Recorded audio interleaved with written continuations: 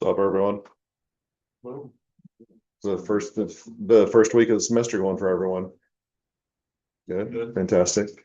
good. Got any overwhelming tasks that you have to complete already? I'm gonna sign the tomorrow. Advanced accounting information systems.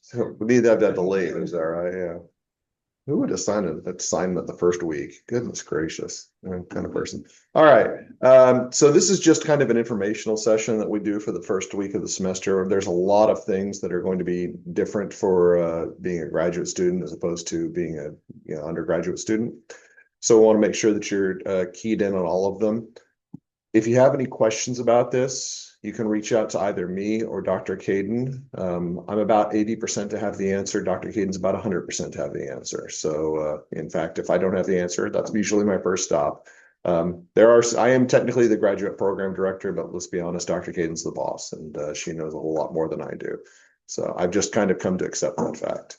Anyway, that's kind of your points of contact for anything that you have questions with respect to the MAC program or anything related to the MAC program is to reach out to one or both of us and let us know what's going on.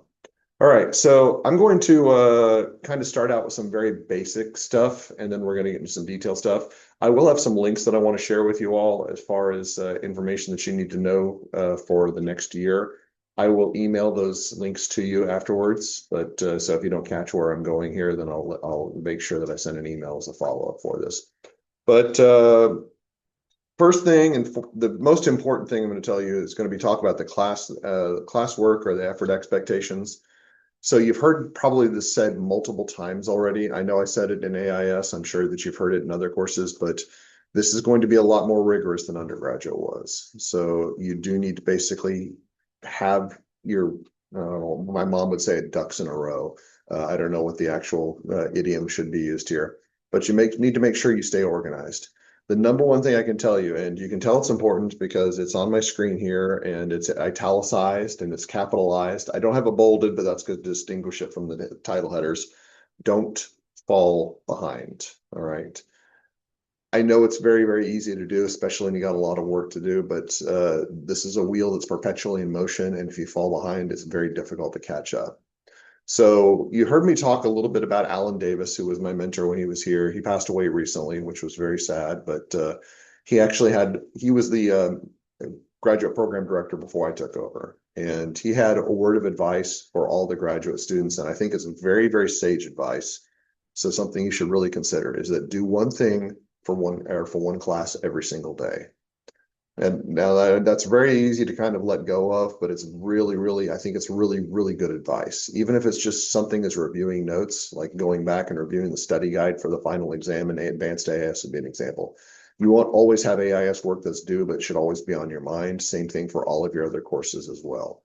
Make sure you're diligent and consistent about that. Make sure you develop a schedule, a plan for how you're going to be doing things over the course of the semester. Also, it's important to note, make sure you check Brightspace continuously to make sure you know when assignments are due.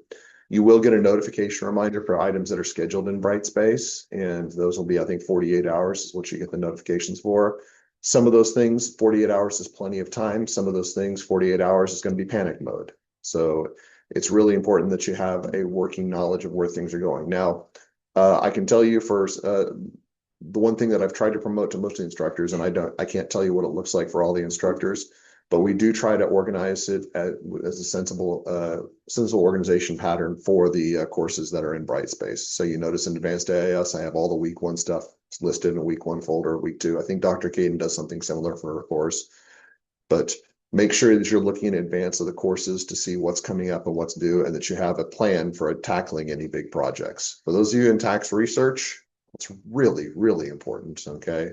Because those projects are going to be pretty thorough and pretty intense and rigorous. It's going to be a theme where I'm going to be talking about how difficult tax research is. Yeah, those of you who chose tax track, you chose your own path. That's all I can tell you. That being said, I'm obviously you give me a hard time, but it is really important for every course that you have a plan in place. I've already talked about Advanced AIS.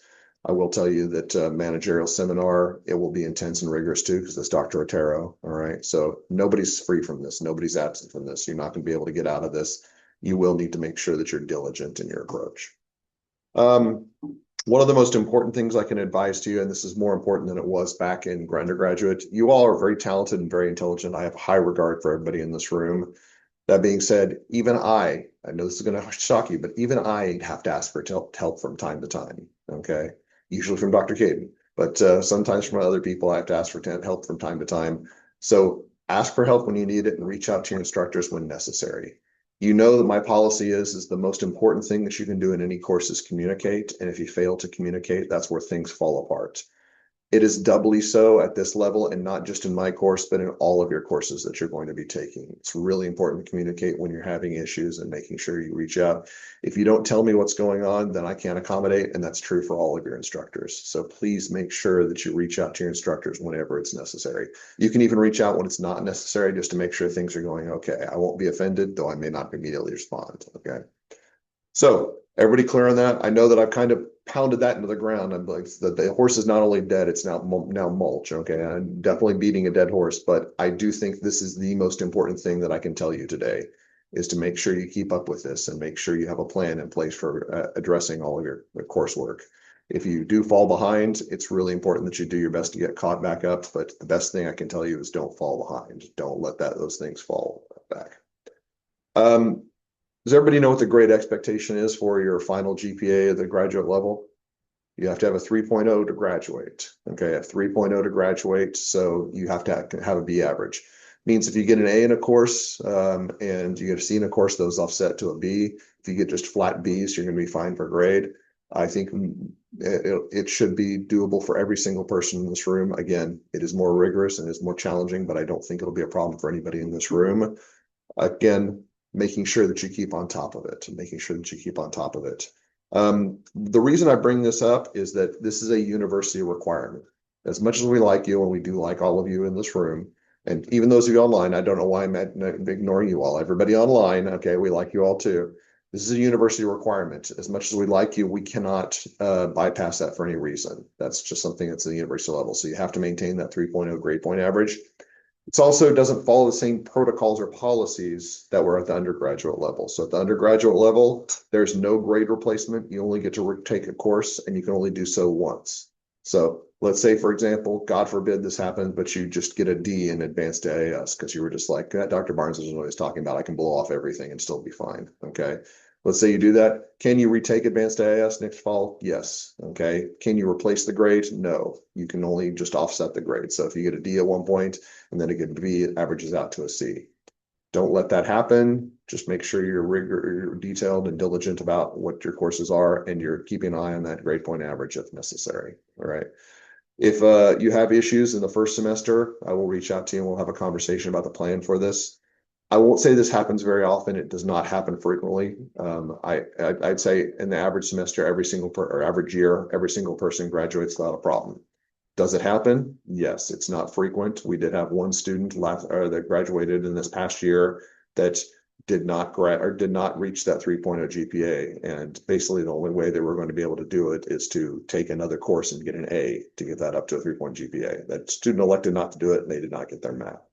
So there are options available, but it's important to note that as long as you keep on top of it, you should be fine. It does require you vigilant about that though. Okay, so several of you have already done this, and I know everybody's received the email, but I'm going to mention it now. So first of all, there's a mascot opportunity if anybody wants to be Spike, okay? That's not what I'm going to talk about. That's just on the front page. But I do want to talk about your application to graduate. You had to do this when you're undergraduate. You have to do it as a graduate student as well. And if you remember from undergraduate, you have to do this in the semester before you graduate. Most everybody in this room is going to be graduating in spring, and most everybody online will be graduating in spring. What's the semester before spring? Fall. What semester are we in right now? See where I'm going with this? Okay. So everybody needs to submit their application this semester. I would recommend that you do it now, maybe not this very second, but sometime within the next 24 hours, just so you don't forget about it. Where is this at? So it's on students, registration tool, registration tool. And then if you go down, apply to graduate, graduation clearance form. That's all you need to do. You need to apply graduate to that link and you can go through there. I'm not going to click on that because it's going to tell me I'm not a student and I can't apply to graduate. That's one of the problems of being an instructor, I guess. But yeah, this is where your form is. My expectation is by the time the day ends, I'm going to have an inbox full of intent to graduate forms for people in the program. If you don't fill out that form when we get close to the end of the semester, you'll receive an email from me saying, where's this form? You need to fill it out because I do have to check this every semester. So I will remind you, but I would prefer not to have to go through that for a whole bunch of people. All right. So just do that today, now, if necessary. Maybe not now because I do have other things to talk about, but today if possible. So has anybody heard about comprehensive exams? Have you heard that from other previous students? So basically the Truman State policy, and this is the policy for almost all graduate programs worldwide, is that if you're going to work at or going to do work at a graduate level, you have to have a capstone experience. And that can either be a master's thesis or it can be a comprehensive exam. We've frankly saved you the opportunity of doing a master's thesis. Now, if any of you want to do a master's thesis, we can work something out, but you still have to take the comprehensive exam. All right. This is going to take place for most of you. It's going to take place next spring. All right. Jack and all of our online students, Eric, they're going to be doing this during the fall, and I haven't forgotten about you. All right. But basically what this is going to be is this is going to be a series of exam questions from the courses that you've been taking over the course of the year. And they're going to be a high-level critical thinking questions that you will be answering. So the format of this is pretty straightforward. Some of the questions are computational in nature. Dr. Deers and Dr. Eisen love to do computational questions, but usually they're more subjective or qualitative in nature and essay format or just kind of response to answering the questions. You will have questions across your entire curriculum from the accounting courses. So that's going to be all of the courses that are taught by accounting faculty. So the 3 courses that I will teach you, the two courses that Dr. Caden teaches, 2 courses that Dr. Deers teach, managerial from Dr. Otero, and accounting not-for-profit from Dr. Eisen. For those of you in tax track, you will have to answer at least 1 tax question. There will be 2 possible options for the questions for tax. You'll have to answer at least 1 of those. For those of you in audit track, you'll have 2 possible options for audit questions. You'll have to answer at least 1 of those. Then you have the choice of answering 2 other questions. Now, basically, I'm going to give you a study guide. This will happen for most of you next spring. For Jack, you'll get it in a few weeks, probably maybe next week if I get my things, get everything worked out. But you will have a series of questions, and there will be 3 different questions from each course that you have a chance to answer or a chance to study. Each of the instructors will select 1 of those questions to go on the exam. Now, that means that you have a total of like 23 questions. I think that's the total number, 23 questions in total that you will have to study. You will have to answer 3 questions on your exam, and of those 23 questions, 9 of those questions are going to be available for you to answer. So you'll get a little bit more knowledge about that as you go forward, but it's really important to get started on that early. Once I send out the questions, start working on that in thought. The reason I mention this now is not so much that you can start studying, but to remember that this is going to include courses from this semester as well.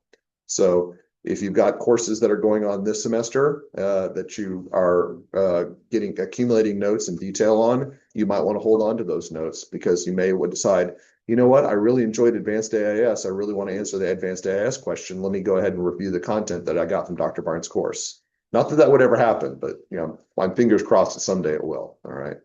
Anyway, so that's going to be true for all of you, and it's really, really important for those of you that are in the tax and audit track that you keep the relevant notes that are going to be relevant to those tracks.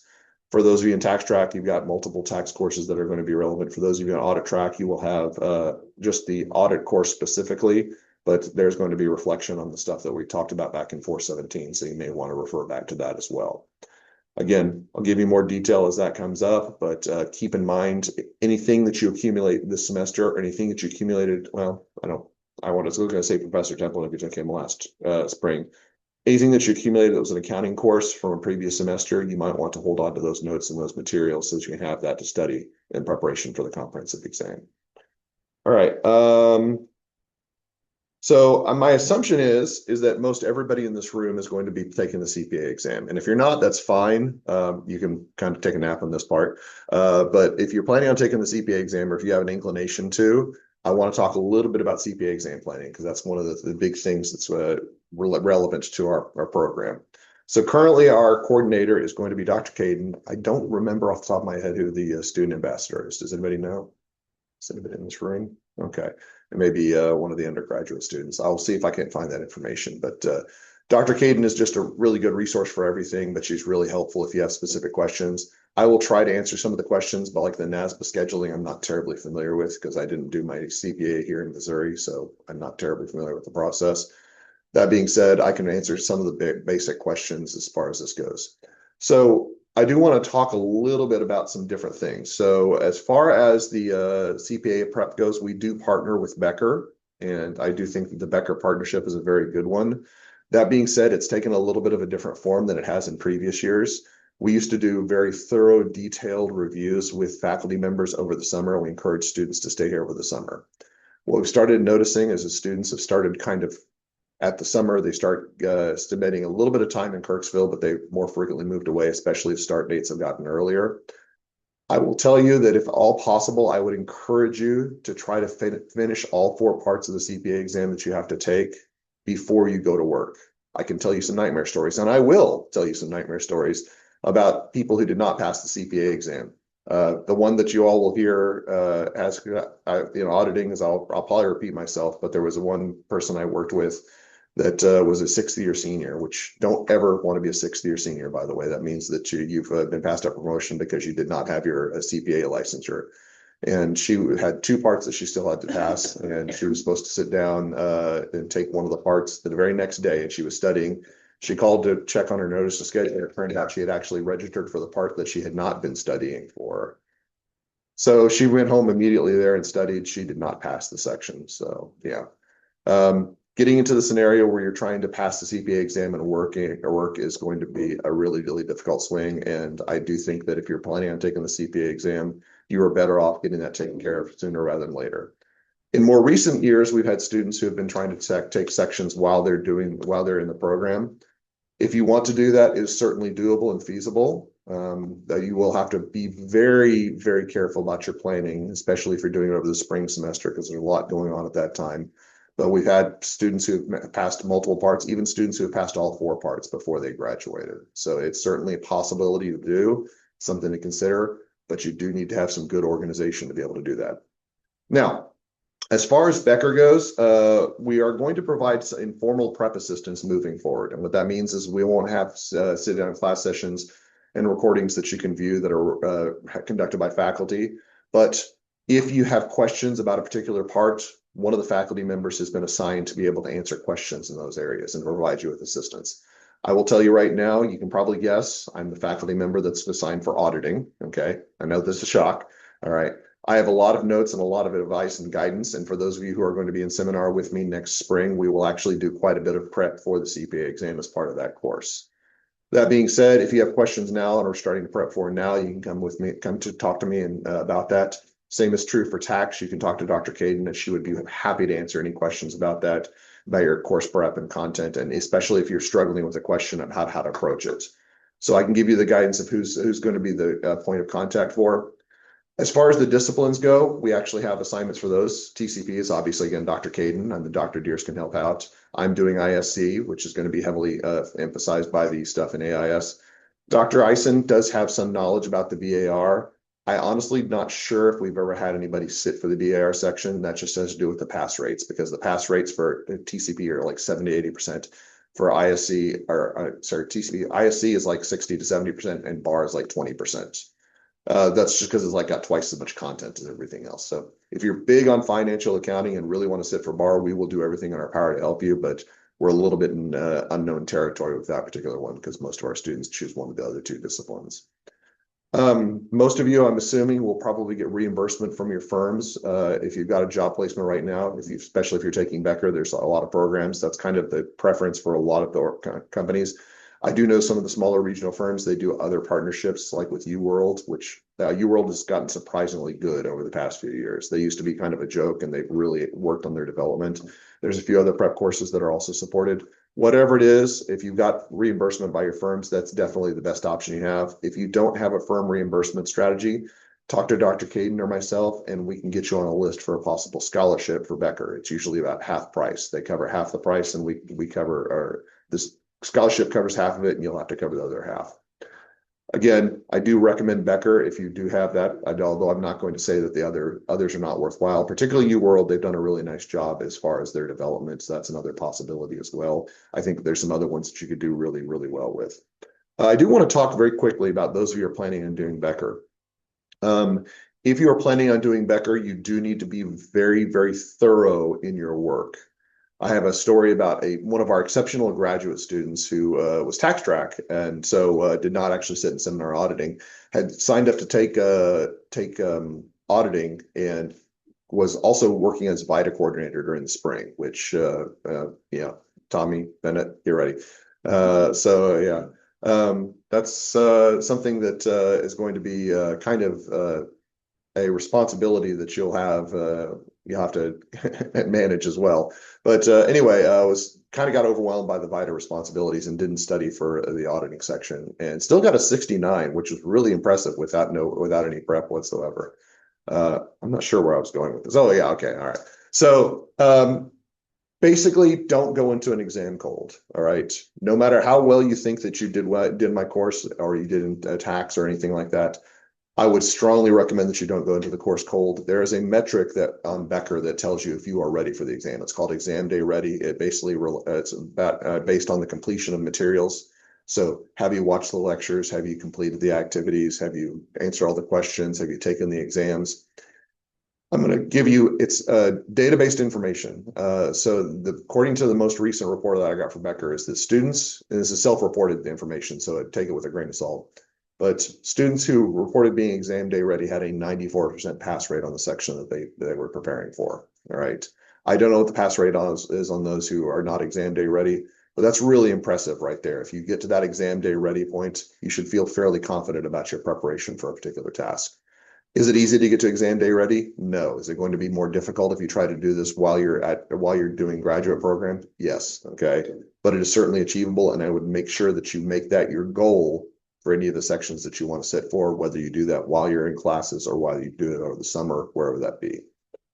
To help you out with preparation, I want to tell you a little about some of the things that are available through MOCPA. Missouri Society of CPAs, they do offer opportunities for students to become student members, and I believe it's completely free to do, and I encourage you to do it, especially if you're will have questions about things that you can do with respect to preparation for the CPA exam. So if you go to this link over here to become CPA, there's the students link, and there's got a lot of links in there, and there's also another one that's relevant to everybody in this room about CPA candidates, which you can click on as well. One of the programs that they have that's really, really focused on trying to make sure everybody is ready for what they need to know is called CPA Next, okay? And you can actually find this if you go to the Missouri Society of CPA website, CPA candidates. It's linked over here on the left. So CPA Next is another program that's a part of being with a student member. It will give you assistance and guidance about how to schedule, about what you need to prepare for the sections that you're taking, time management, things along those lines. It's a free resource, and basically anything free I think is going to be very beneficial, particularly for something that's so complex with the orientation. So I would strongly consider that you sign up, or strongly suggest that you sign up for that, particularly if you really have a lot of questions about what you need to do in preparation for this process. And the sooner that you do that, the better, because the more information you'll have. Also, I do want to make a note of this. All right. There's actually an informal prep session. It's called Fall into Focus. It gives you some advice about CPA exam prep that works. It's sponsored by UWorld, which again won't be as helpful as having something sponsored by Becker for our purposes, but it's still a really good guidance for techniques of approaching the CPA exam. It's on September 29th at 3 p.m. and it's hosted by the MOCPA. The one reason I'm kind of recommending this is, first of all, most importantly, is that anybody who attends will get free information about the CPA exam, and you can provide some guidance. But kind of ancillary benefit, anybody who attends the session, I think if you're an existing student member, they're doing a raffle for a free UWorld package. So you get $3,600 of materials for free. So that's something to consider as well. Even if there's only a small chance you'll get it, a chance of $3,600 is better than no chance of $3,600. So that's, you want to throw that out there. All right. As far as information that you probably already are familiar with, on Brightspace, there's a course on graduate student orientation. This might be more relevant to those of you who are online than the people who are in this room, but this is basically how to use tools that are going to be relevant to the graduate program. This is not required. Can you get through the program without doing the orientation? Absolutely. But if you have questions at a kind of a organizational level, at the Truman State level about what your expectations are, you might want to take a look in that. It's pretty short and to the point, but I wanted to make it aware of that. Also, for those of you who are online and for those of you who are in this room but are not always on campus, Pickler Memorial Library does have a connection service for off campus. So the Pickler Memorial Library has options for accessing library resources off campus here. You can kind of see it's just called Connect from Off Campus. Again, I will send you the link here about how to access that, but that should be helpful. I do encourage everybody to be on campus frequently because that's where the fun is. But if you do need access to materials and you don't want to try to trudge over to campus, particularly if you're far away, then this is a way to connect to that. All right, I'm going to remind you all again. I remind you in AIS, we are accepting applications for the Graduate Council Student Representative. If you have an interest in that, I strongly recommend that you put an application in. You already know that there's a, I'm kind of incentivizing everybody to do that, but please make sure that you do that sooner rather than later. The link is on the Advanced AIS page, on the Brightspace page that I shared with you yesterday. And will I talk about this again tomorrow? Absolutely. All right. Events. So I have events in capital, or not capitalized. I've got events with an exclamation point after it. So an important thing. So we have multiple events that are MAC specific over the course of the semester. The big ones that I'm going to make you aware of are going to be taking place during the final weeks of the semester. So during the fall, on reading day of finals week, we have a potluck and gift exchange. So basically, if you want to bring a dish to share with everybody else, we'll do it. The faculty usually always contribute, and they're generally pretty good. I will say the faculty good dishes are good. The student dishes are generally always better because you all go out above and out your way. That being said, if you want to contribute plates or napkins or just buy something at the grocery store, that's fine too. You don't even have to contribute anything if you're short on funds. It's just for anybody who wants to attend. And then we have the gift exchange. I believe the exchange is $20 maximum is kind of what the goal is. But it's kind of a secret Santa where you'll be assigned to somebody. That includes faculty members. We do sign up for it. So I have given some epic gifts to students, but I will tell you that the gifts that I've received have been far more epic than any of my imagination. I think the best one, the one that Dr. Caden still gives me grief over, it was about 4 years ago. One of my students got this, and I shouldn't tell you this because you're going to want to see it, but got me a squatty potty. Have I used it? No, it's still sitting wrapped up in my office, but there was a message there that was being shared, all right, which is the same message I talked about in AIS yesterday. I'm getting old. And then we're also going to have a separate graduation ceremony in the spring. We don't have a separate graduation in the fall. Sorry, Jack. But we have a hooding ceremony set up for the spring, which everybody's invited to attend regardless of the semester that you graduate. This is a more closed-in scene than the graduation. And so if you still want to attend the spring graduation, that's fine, but this is going to be indoors. It'll be Saturday morning before graduation. And you can invite your friends and family, basically anybody. I think that we kind of loosened the restriction because there was a restriction on invitations around the quarantine, but now we've loosened that restriction. So anybody who wants to attend that you want to invite, they're welcome. There will be snacks and refreshments served afterwards. Usually we have cupcakes that say congratulations graduates or something like that on them. And also note, just something to look forward to. I will share this information with you next spring, but one of you in this room will be the student speaker for the entire class. And how does that get selected? That is whoever pays me the most money. No, that's an option I hadn't really considered before. I haven't considered bribery, but we consider that. No, I will actually send out a poll, and you will have the option to select up to 3 people in the class that you want to have represent you. The person who has the most votes will get the opportunity. I don't think anybody has turned it down in recent years. So if you're just adverse to public speaking and you get selected, then that's a little bit of a quandary. But I will track whoever's selected. But person who accepts that will basically give a 10-minute speech on behalf of all of the MAC students. A 10-minute message, I guess, is basically the answer there. So that's something to look forward to and opportunity for that. All right. So that kind of wraps up all the things that I wanted to talk to to everybody in the class about. Is there any questions something that you had on your mind that you want me to cover? All right, so that does it for this. For those of you who are GTRs, you will need to stick around because I have some specific stuff, but everybody else can take off, and I will see you all tomorrow.